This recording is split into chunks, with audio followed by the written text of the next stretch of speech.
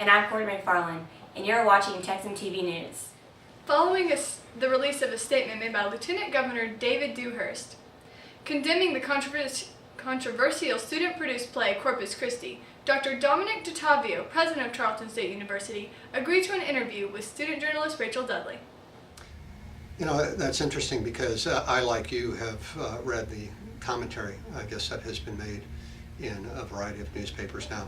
I can tell you unequivocally that I have not had any conversation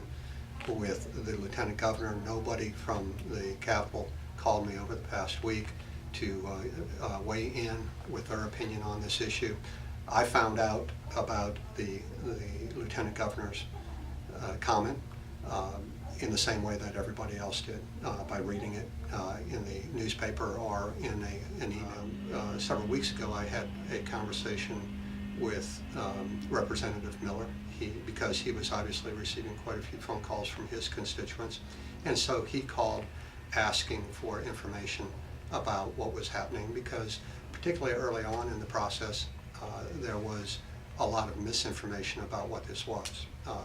Many people at the front end were talking about this being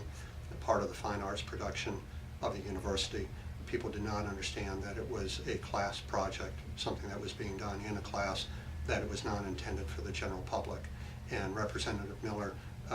felt much better, I believe, after we had a couple of conversations about what it is that this play actually was and how it was being presented, and the fact that it was an excerpt initiated by a student. And so I have not talked then with Representative Miller for several weeks. I think he felt that he received the kind of information that he needed from this. Like many people, I think Representative Miller didn't really think it was something that was a play that he would like to see, but he was in the fact-gathering mode, making sure that he understood what was happening, because I don't know how many phone calls he may have been receiving, but I expect as a representative for the area and a Tarleton grad, he was probably having some phone calls from his constituents about it. You know, I don't know that he ever specifically said this is something you should not do, and because at the front end, when I talked to him, it really was early on, it was primarily about him trying to understand what it is that was happening, and to understand more about how this fit within the fine arts production series of the university and things of that nature.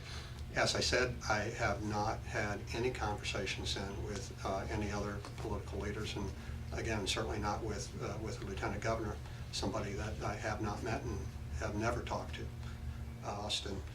And because of that, that was just something that came in very, very late into the issue. But we were having very serious conversations for several weeks leading up to this about the ability for us to protect our students. One of the things that clearly became of more concern was that as we got closer to the event, trying to determine how it is that we were going to be able to not only secure the Fine Arts Center and anything that might occur around that. We felt very good about that. But then, as it turns out, we had several thousand visitors coming to campus the same day, and trying to determine how best to deal with a couple thousand people being in the gymnasium, and then those people distributing themselves across campus for multiple hours throughout the day became something that I think a lot of people just began to wonder, how is it that you could really secure an environment that looked like it had the potential to be very, very volatile when it wasn't isolated to a specific building anymore, because of the number, the variety of different visitors and the variety of places that they were going to be on campus in a given day. Because of the attention that this received, there were we had political commentary made on it. It was picked up in a variety of different newspapers, not only across the state, but across the country for that matter. But the statewide implications, meaning that I think there was now dialogue taking place with across many campuses about what this play means and how it aligned with First Amendment issues and a variety of things like that. So I think in many ways, although it was a very difficult issue for anyone to have to deal with because the amount of attention brought to bear, it did at the end of the day provide for a very rich, I think, educational opportunity, not only for our students. I expect that there are thousands of students here at Tarleton, thousands of faculty and staff members that are much more aware